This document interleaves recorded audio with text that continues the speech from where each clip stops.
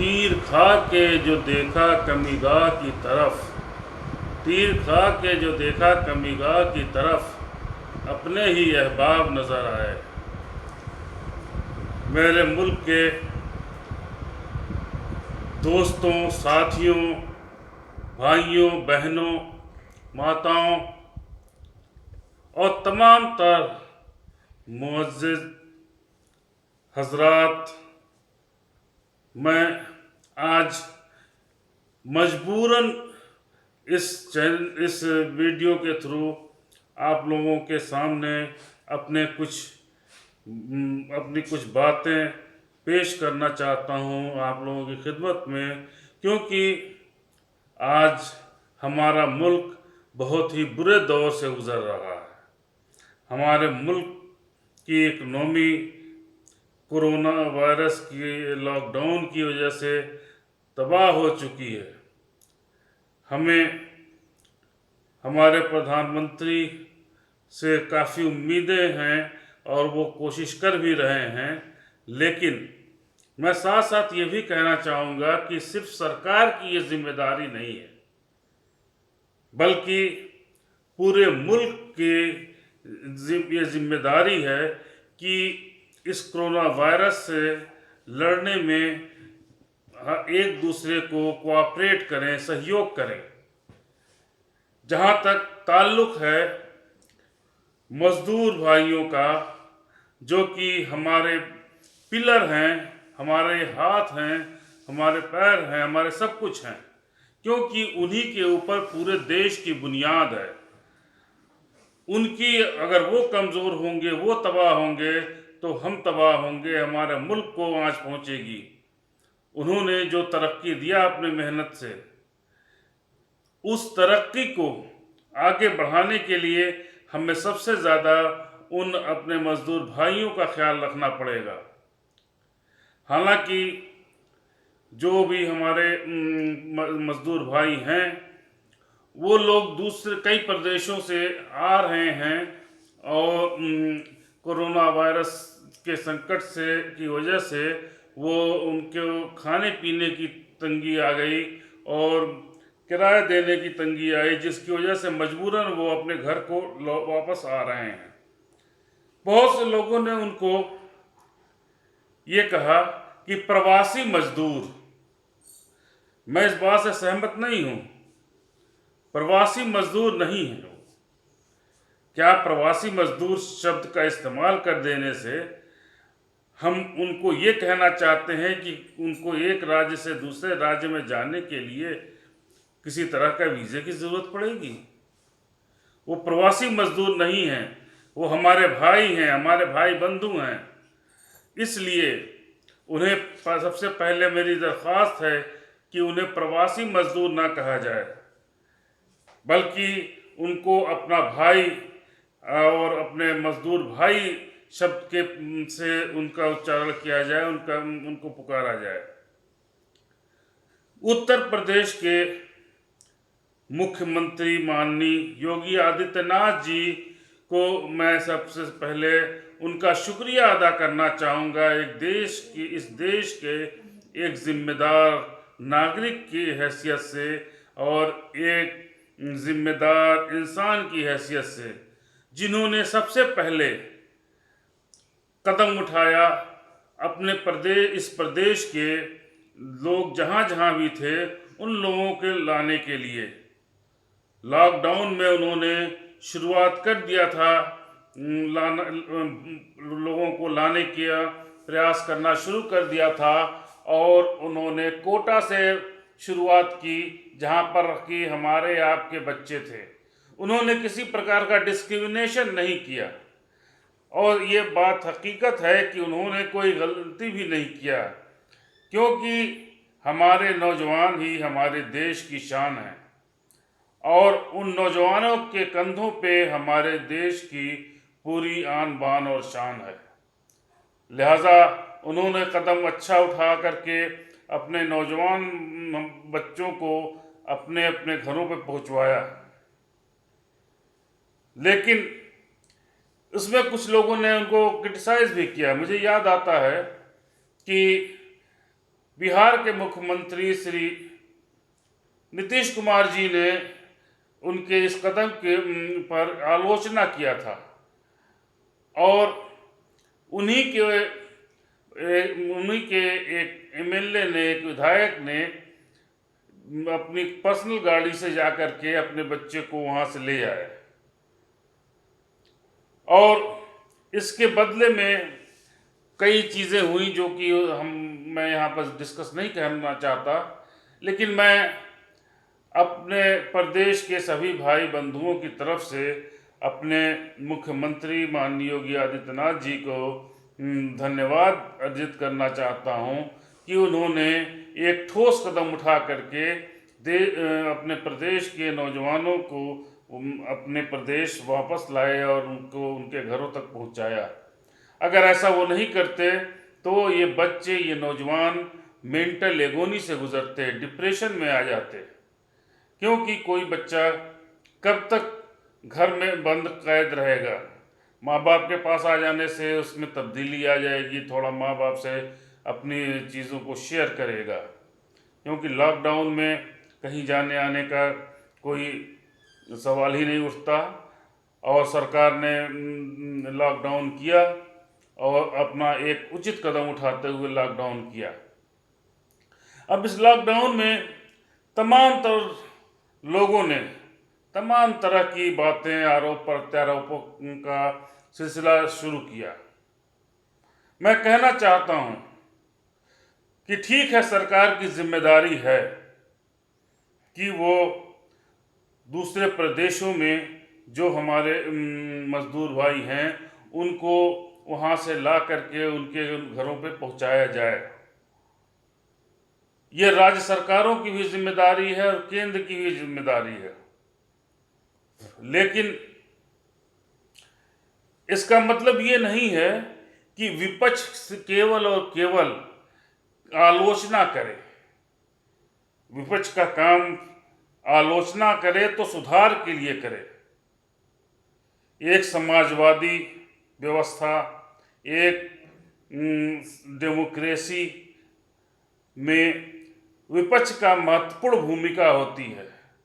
मैंने देखा विपक्ष ने कोई भी भूमिका नहीं निभाया, केवल वीडियो पे, टीवी पे अपनी बात कहते रहे और क्रिटिसाइज करते रहे सरकार की नीतियों का। मेरा कहना ये है और मानना ये है कि सिर्फ सरकार की नीतियों की आलोचना करने से काम नहीं चलेगा। आप लोग भी सड़कों पे आइए, रास्ते में आइए, सरकार को सहयोग कीजिए, सरकार से कोऑर्डिनेशन बनाइए। ये तो लग ही नहीं रहा है कि हमारे मुल्क में विपक्ष की कोई भूमिका रह गई है। हमारी सरकार ने, चाहे वो केंद्र की हो चाहे राज्य की हो, पूरा ओपन कर रखा है कि विपक्ष का कोई भी व्यक्ति अपनी राय दे सकता है, अपना मशवरा दे सकता है। यहाँ तक कि कल मैंने एक वीडियो में देखा कि हमारे माननीय प्रधानमंत्री नरेंद्र मोदी जी ने एक इंटरव्यू हो रहा था, उसमें उन्होंने कहा कि मुझसे मेरी जिम्मेदारियों के बारे में कोई भी जब चाहे तब सवाल पूछ सकता है, चाहे वो एक छोटा सा बच्चा भी हो। अब इससे ज़्यादा क्या कहना होगा और इससे ज़्यादा क्या आज़ादी मिलेगी? ऐ मेरे विपक्ष के भाइयों, सत्ता पक्ष से सहयोग करो। हमारे मजदूर भाई जो कि किसी भी वजह से ट्रकों में भर करके, बसों में भर करके और पैदल चले आ रहे हैं, 1400-1500 किलोमीटर तक की यात्रा पैदल कर रहे हैं। उनके पैरों को मैंने देखा है, उनके पैरों के फफोले और छाले देखिए, और उन छालों से खून बहते हुए देखिए। कितनी औरतें जो कि प्रेग्नेंट थीं, उन्होंने सड़कों पे बच्चों को जन्म दिया। उनका क्या हालात रहा होगा? भूखे प्यासे चले जा रहे हैं। आम आदमी कुछ सहयोग कर दे रहा है तो कर दे रहा है। सरकार की जो नीतियां हैं उसको क्रियान्वित करने के लिए और भी लोगों के सहायता की ज़रूरत पड़ती है। और अगर इस मामले में आप सभी लोग संजीदा होते तो हमारी सरकार को अकेलापन नहीं महसूस होता, ना तो हमारी सरकार अकेले काम करती बल्कि आपकी मदद लेती। तो विपक्ष के भाई, बड़े भाइयों, विपक्ष चाहे वो हमारे उत्तर प्रदेश के पूर्व मुख्यमंत्री श्री अखिलेश यादव जी हों या बहन मायावती जी हों, इन लोगों या अन्य जो भी नेता हैं या केंद्र में जो लोकसभा के एमपी हैं या राज्यसभा में एमपी हैं, मैं नाम किसी का नहीं लूँगा, लेकिन इतना ज़रूर है कि मैं विपक्ष वालों की भूमिका पे ये सवालिया निशान खड़ा करता हूँ कि विपक्ष ने आगे आकर के इस कोरोना की महामारी में हमारे गरीब मजदूरों की भाइयों की मदद क्यों नहीं किया। आज भी गरीब मजदूर भाई पैदल चले जा रहे हैं, किस हालात में जा रहे हैं, किन हालातों में जा रहे हैं। आप देखिए, टीवी पे वीडियो देखिए कि एक बाप, एक माँ अपने बच्चे को जो कि नींद में सो रहा है, 4-5 साल के बच्चे को अपने अटैची पे सुला करके खींचता हुआ ले जा रहा है। कोई अपने भाई, बीमार माँ और भाई को गोद में कंधे पर बिठा करके लेके चला जा रहा है। तो ये क्या हो रहा है। हमारे मजदूर भाई भी इसी देश के निवासी हैं और उनके साथ राजनीति न की जाए। और मैं विपक्ष से कहता हूं कि खुदा के वास्ते मेहरबानी करके आप किसी भी सरकार को, मेरा किसी पार्टी से ताल्लुक़ नहीं है, मैं किसी पार्टी से संबंध नहीं रखता, लेकिन देश का, अपने आप को देश का एक जिम्मेदार नागरिक समझता हूँ। इसलिए मैं एज मोहम्मद अहमद, मेरा नाम मोहम्मद अहमद है, मैं लखनऊ से ताल्लुक़ रखता हूँ, मैं प्रोफेसर हूँ लॉ में। मुझे बहुत तकलीफ़ होती है कि मानवता चित्कार कर रही है, मानव का प्रेम नहीं रह गया। आम जनमानस को तो है, लेकिन वो लोग जो चुनाव में जीतने के बाद विधायक या संसद सदस्य हो जाते हैं, वो लोग भूल जाते हैं कि जिन लोगों के वोटों से वो जीत करके सांसद या विधायक बने हैं, उन्हीं लोगों को वो नज़रअंदाज कर रहे हैं। भाई, ये आप वोट ना सोचें कि वोट कौन देगा कौन नहीं देगा। इस वक्त इंसानियत की बात होनी चाहिए। योगी जी ने सबसे पहले शुरुआत किया था, माननीय मुख्यमंत्री जी ने कोटा से। उन्होंने ना तो जाति देखा, ना धर्म देखा, ना तो ये देखा कि कौन अमीर है कौन गरीब है। जितने भी बच्चे वहाँ के कोचिंग में थे, उन बच्चों को अपने अपने घरों पर बहुत ही आसानी से पहुँचाया, और वो कोशिश कर रहे हैं कि वो हम मज़दूर भाइयों को पहुँचाएं, और पहुँचान भी रहे हैं। लेकिन विपक्ष की भूमिका मुझे समझ में नहीं आई। टीवी में एंकरों के सामने क्रिटिसाइज करना, ये तो भाई गलत बात है। वो देश का नागरिक होने के नाते उनकी पीड़ा को समझिए, किस तरह से चीखते चिल्लाते रोते वो लोग चले जा रहे हैं। मैं चैलेंज करता हूं कि हमारे जितने भी नेतागण हैं, चाहे वो संसद में हों या विधानसभा में हों, वो 50 किलोमीटर पैदल चल के दिखा दें।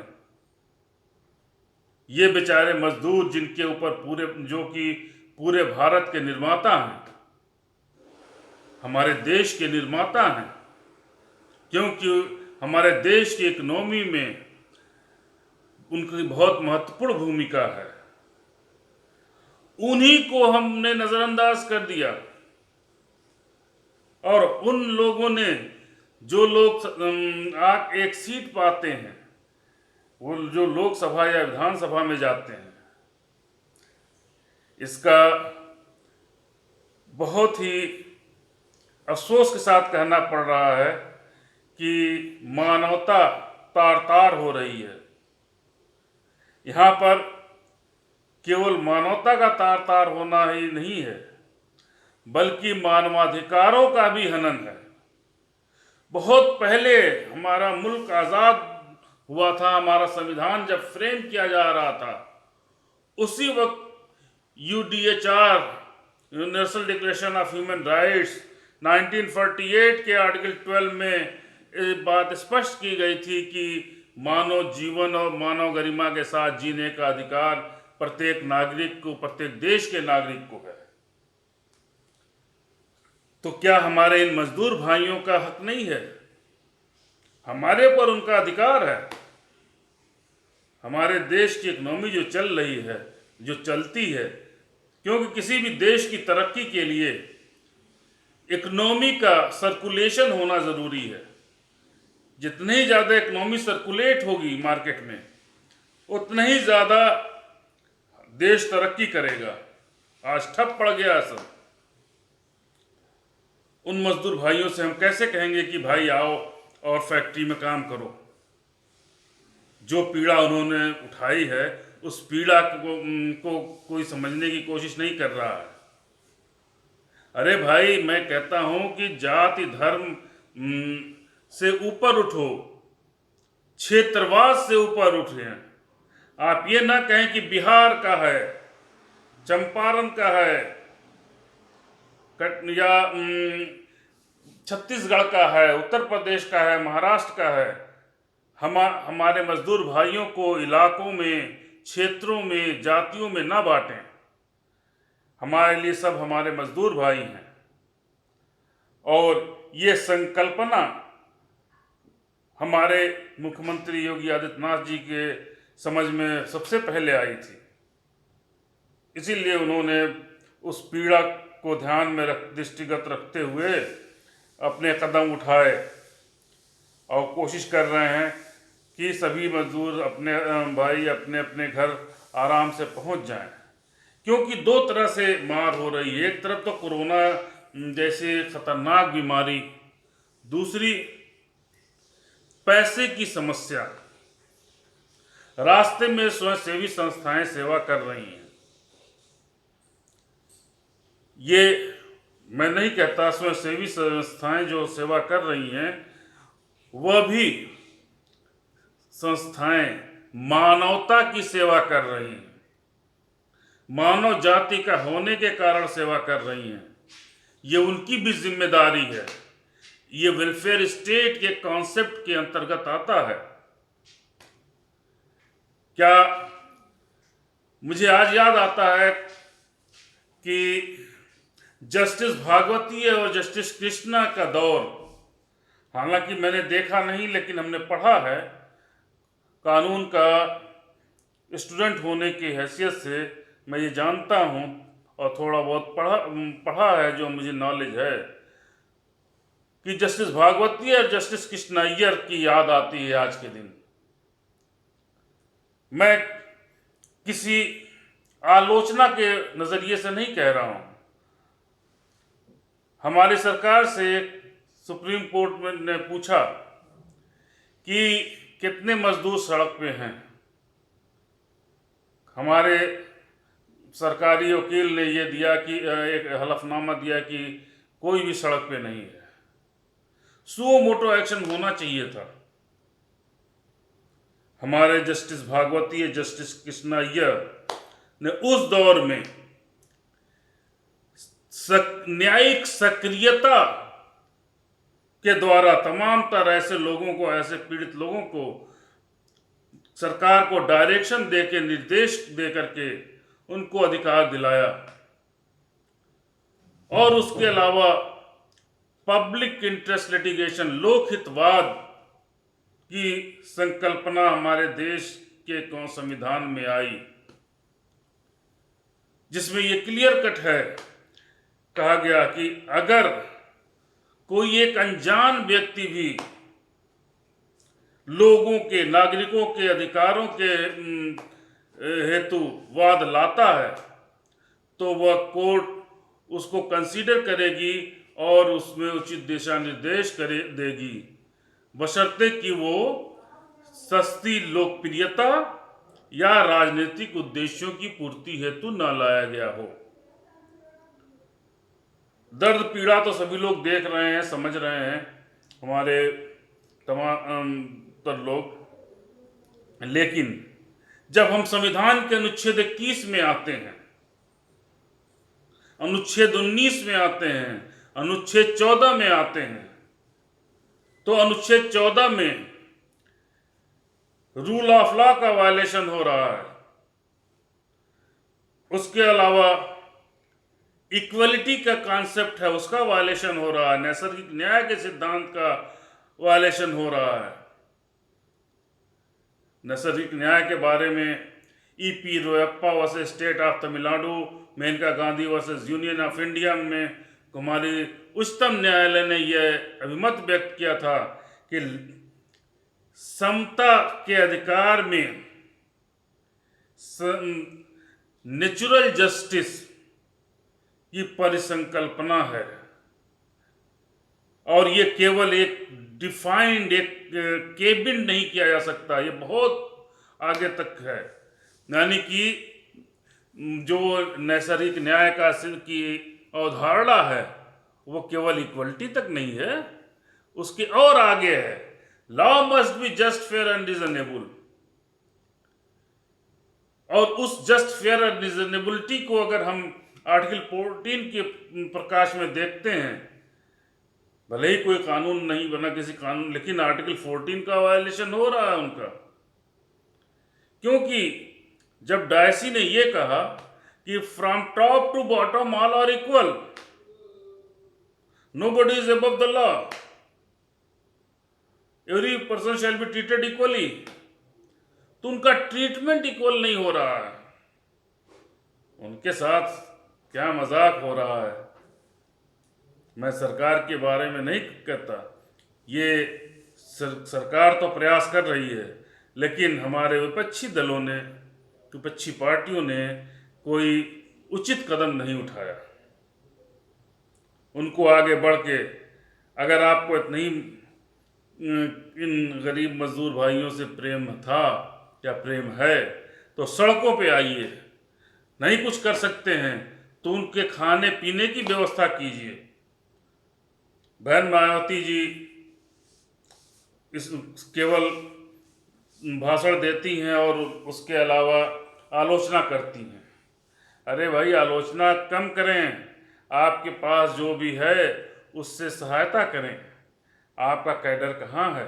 उस कैडर में अखिलेश यादव भाई जी का भी, क्योंकि वो मन में हमसे बड़े हैं, मैं उनको भी भाई कहते हुए कह रहा हूँ कि उनको भी सड़क पे आकर के इन गरीब मजदूर भाइयों की सहायता करनी चाहिए, उनके लिए खाने पीने का इंतजाम करना चाहिए। सरकार अकेले क्या कर लेगी? क्योंकि ये हम सभी का सामूहिक दायित्व है, चाहे वो नेता हो, आम जनता हो या अन्य कोई।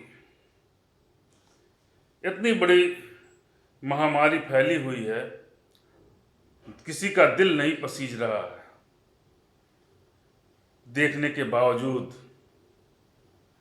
अनुच्छेद 21 हमारे देश के संविधान में फंडामेंटल राइट है, जो कि लाइफ एंड लिबर्टी की बात करता है, और ये कहता है कि life and liberty includes right to live with human dignity, यानी कि प्राण एवं दैहिक स्वतंत्रता में मानव गरिमा के साथ जीने का अधिकार है। इनकी मानव गरिमा कहाँ गई? हमारे मजदूर भाइयों की जो मानव गरिमा है, हम इंटरनेशनल लॉ के पर्सपेक्टिव में या ह्यूमन राइट्स लॉ के पर्सपेक्टिव में ना जाकर के केवल अपने संविधान को ही दृष्टिगत रखते हुए देखें, तो हम पाते हैं कि इनके अधिकार फंडामेंटल राइट्स और कुछ प्रावधान डायरेक्टिव प्रिंसिपल्स से अगर लेकर के हम चलते तो इनके जो संवैधानिक अधिकार हैं, जो मौलिक अधिकार हैं, उनकी भी संरक्षा की जाती।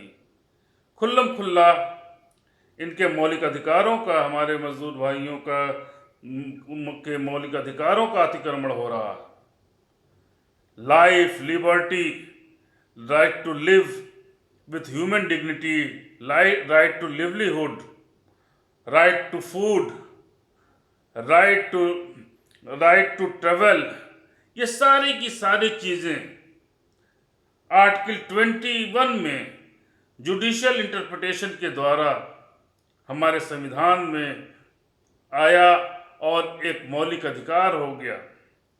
और मौलिक अधिकार वो अधिकार हैं जिनके अगर हम अवहेलना की जाती है तो हम संविधान के अनुच्छेद 32 के अंतर्गत appropriate procedure and appropriate proceedings के जरिए कोर्ट में, उच्चतम न्यायालय में वाद ला सकते हैं। लेकिन वो गरीब मजदूर बेचारे क्या जाने, उनके पास तो काम करना, सुबह शाम मजदूरी करना और शाम में खाना, इसके अलावा शिक्षा की भी कमी है। और जो अन्य लोग हैं जो उनके नियोक्ता हैं, उन नियोक्ताओं पर भी ये जिम्मेदारी होती है। मैं तो कहता हूँ कि एब्सोल्यूट लायबिलिटी है जिनके वहाँ वो काम कर रहे थे हमारे मजदूर भाई, उन नियोक्ताओं की या एम्प्लॉयर की ये पूर्ण दायित्व है कि वो उनके अधिकारों को संरक्षण प्रदान करें।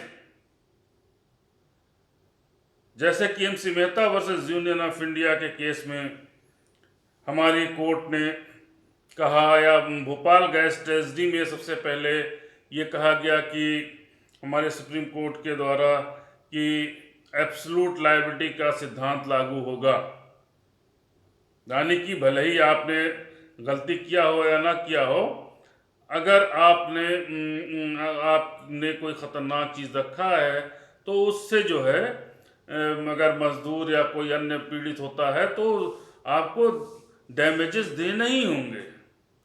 अब आप उस मजदूर से आपने करोड़ों अरबों रुपए कमाए, अपनी फैक्ट्रियों में काम लिया और अरबों रुपए कमा करके उन बेचारे गरीब मजदूरों को रहने और खाने का इंतज़ाम नहीं कर सके। क्या सरकार हर जगह जाएगी? आपने कमाया, आपने पैसा कमाया, उनकी मेहनत पसीने की कमाई से आज आप ऐश और इज्जत की ज़िंदगी गुजार रहे हैं, और वो हमारे मजदूर भाई सड़कों पे चिलचिलाती धूप में, तपते हुए रोड पे नंगे पांव चले जा रहे हैं। लिहाजा मैं ये जिम्मेदारी सिर्फ और सिर्फ उन्हीं लोगों की नहीं है, बल्कि हमारे देश के आम नागरिकों की भी है। जो लोग भी जितना सक्षम हों उस हिसाब से उन लोगों के लिए सहयोग प्रदान करें, ताकि उनकी कम से कम उनका अनुच्छेद 21 के अंतर्गत जो अधिकार है, या जो उनको जीने का जो अधिकार है, उस जीने के अधिकार के अंतर्गत जितनी भी चीज़ें आती हैं वो चीज़ मुहैया कराई जाएं। हम सरकार से तो अपेक्षा करते हैं, लेकिन हमारी कुछ ड्यूटीज़ भी तो हैं। हम अपने अधिकारों, अपने कर्तव्यों, अधिकारों की बात करते हैं, कर्तव्य की बात नहीं करते। हमें ये मेरा कर्तव्य है, ये पूरे देश के नागरिकों का कर्तव्य है कि जो भी सक्षम है वो इन गरीब मजदूर भाइयों की मदद के लिए आगे आए। अगर किसी को ये ज़रूरत महसूस होती है कि प्रोफेसर मोहम्मद अहमद, बज़ाते खुद मैं आप सभी को ये दावत देता हूँ कि अगर आप हमारी सेवा लेना चाहते हैं तो मैं सड़कों पर आकर के इन गरीब मजदूरों की सेवा करने के लिए तैयार हूँ। लेकिन सहयोग आप सभी को करना पड़ेगा। सरकार सिर्फ सरकारी सहयोग से काम नहीं चलने वाला। सरकार हमारी पॉलिसी बनाती है, पैसे खर्च करती है, लेकिन उसके क्रियान्वयन में, लागू करने में जो कठिनाइयाँ आती हैं, जो टेक्निकलिटीज आती हैं, हमारे मुख्यमंत्री जी ने व्यवस्था कर दिया, लोग आ गए। अब उसको किस तरह से आए, एक एक चीज हमारे मुख्यमंत्री जी जानने की कोशिश करते हैं हर मीटिंग में कि क्या हो रहा है, लेकिन फिर भी जो जमीनी स्तर है वहां तक वो कैसे पहुंच सकते हो? वहां तक अधिकारियों, कर्मचारियों, समाज सेवकों के द्वारा ही कार्य किया जाता है। मैं इसी के साथ कुछ अपने सरकारी कर्मचारी भाइयों का, हालांकि ज़्यादातर सरकारी कर्मचारी भाइयों ने बहुत मेहनत से सहयोग किया है सरकार को इस कोरोना पेंडेमिक में, लेकिन कुछ लोगों ने के कृत्य ठीक नहीं रहे और हमारी उत्तर प्रदेश की सरकार ने उनके खिलाफ सख्त एक्शन भी लिया। मैं पुलिस भाइयों को भी धन्यवाद देता हूं, लेकिन जो पुलिस भाई अपने कर्तव्यों से थोड़ा हटे और कुछ गलत कृत्य किया, उन लोगों से मैं निवेदन करता हूं कि आप लोग सुधर जाएं, क्योंकि ये सरकार, हमारी मौजूदा उत्तर प्रदेश की सरकार एक मजबूत सरकार है। और कहीं से भी अगर हमारे प्रधानमंत्री जी को पता चला कि आप किसी प्रकार का विभेद कर रहे हैं, तो वो आपको, हमारे मुख्यमंत्री जी बर्दाश्त नहीं कर सकते। वो इंसाफ की बात करते हैं।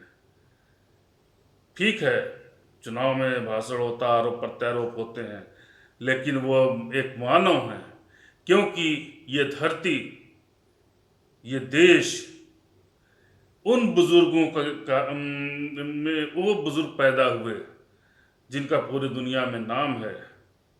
चाहे हम लॉर्ड राम की बात करें, लॉर्ड कृष्णा की बात करें, या हम बात करें हज़रत निज़ामुद्दीन औलिया की, या हम शेख सलीम चिश्ती की बात करें, या अन्य बुजुर्गों की बात करें, चाहे वो लॉर्ड परशुराम की बात करें, ये सभी लोग इस धरती पर पैदा हुए और इंसानियत का पाठ पढ़ाया। हिंदुइज्म और इस्लाम, क्रिश्चियनिटी, सारे धर्म में मानवाधिकारों की बात कही गई। अरे हम कैसे मजहब के मानने वाले हैं? चाहे हम हिंदू धर्म मान रहे हों, या इस्लाम मान रहे हों, या क्रिश्चियनिटी मान रहे हों, हर धर्म में मानवाधिकारों की संरक्षा की बात कही गई है। कैसे आप लोगों को नींद आती है, मुझे नहीं समझ में आता। मैं तो खुद बहुत पीड़ा में आ करके ये बात कह रहा हूँ, क्योंकि उन लोगों का दर्द, जैसे ही नींद आती है, ख्वाब में, सपने में उन गरीब मजदूर भाइयों की पीड़ा नज़र आ जाती है और मैं झटके से उठ बैठता हूँ। काश मेरी गुजारिश को आप लोग समझ सकते, मेरे दिल की भावनाओं को समझ सकते, तो आप लोग, हमारे आम भाई जनता, हमारे आम दोस्त, जो हमारे देश की जनता के बड़े बड़े ओहदों पे है या इंडस्ट्रियलिस्ट हैं, उनके सहयोग से और हमारे मित्रों भाइयों के सहयोग से हमें अभी बहुत काम करना है, और आप लोग उसमें आगे बढ़ें। ये सोच लें कि अगर 3 रोटी खा रहे हैं तो 1 रोटी खाइए। महात्मा गांधी जी, हमारे फादर ऑफ द नेशन, वो उतना ही अन्न ग्रहण करते थे और उतना ही कपड़ा पहनते थे जितना उस वक्त पूरी पॉपुलेशन जो थी हमारे देश की, उस पॉपुलेशन में एक आदमी के हिस्से में जितना आता था उतना ही ग्रहण करते थे। मैं ये नहीं कह रहा कि आप बिल्कुल, हम लोग तो नहीं हो सकते उतने बड़े महात्मा, लेकिन थोड़ा सा तो भाई कुर्बानी देनी पड़ेगी। खुदा के वास्ते, आप जिस भी खुदा, भगवान या यीशु को मान रहे हो, या नानक गुरु को मान रहे हो, आप लोग आगे आए। लंगर चल रहे हैं, ठीक है, बहुत सी धार्मिक संस्थाएं लंगर चला रही हैं, लोग खाना दे रहे हैं, लेकिन चंद जगहों पर ही दे रहे हैं, जहाँ तक उनकी पकड़ है वहाँ तक पहुँच जा रहे हैं। इसलिए हर शहर शहर में, मोहल्ले मोहल्ले से ये चीज़ निकल के जानी चाहिए, ताकि हमारे देश की सरकार को भी ये लगे कि हमारी जनता जागरूक है। जब जनता जागरूक होगी तो सरकार और मेहनत से काम करेगी, सरकार और जागरूक होगी। डेमोक्रेसी में ये ज़रूरी है कि विपक्ष भी जागरूक रहे। विपक्ष सोया सा है, लगता ही नहीं है कि विपक्ष में कोई है। 2 लाइन का स्टेटमेंट अखबार में दे दिया या टीवी पर दे दिया, खत्म कहानी। अरे भाई, मैदान में आइए। खास तौर से मैं कांग्रेस पार्टी के लोगों से, समाजवादी पार्टी, बहुजन समाज पार्टी और तमाम जितनी भी क्षेत्रीय और राष्ट्रीय पार्टियां हैं, उन लोगों से मेरा आह्वान है कि आप लोग सड़कों पे आकर के अपना सेवा भाव दिखाएं। जब तक सेवा भाव नहीं दिखाएंगे तब तक आपकी आलोचना का कोई प्रभाव नहीं होगा। आप केवल आलोचना कर रहे हैं। आलोचना तो की जाती है सुधार के लिए। मैं इसी के साथ अपनी बात ख़त्म करता हूँ। और अगर मैं यहाँ पर ये भी कहना चाहूँगा कि अगर किसी को भी मेरे इन बातों से कष्ट हुआ हो तो मैं उसके लिए क्षमा प्रार्थी हूँ। लेकिन मैं अपने प्रदेश के मुख्यमंत्री जी को बहुत बहुत धन्यवाद देना चाहता हूँ कि उन्होंने इस पेंडेमिक में जो भूमिका निभाया है, शायद कोई दूसरा होता तो इतना अच्छी भूमिका नहीं निभा पाता। जय हिंद, जय भारत।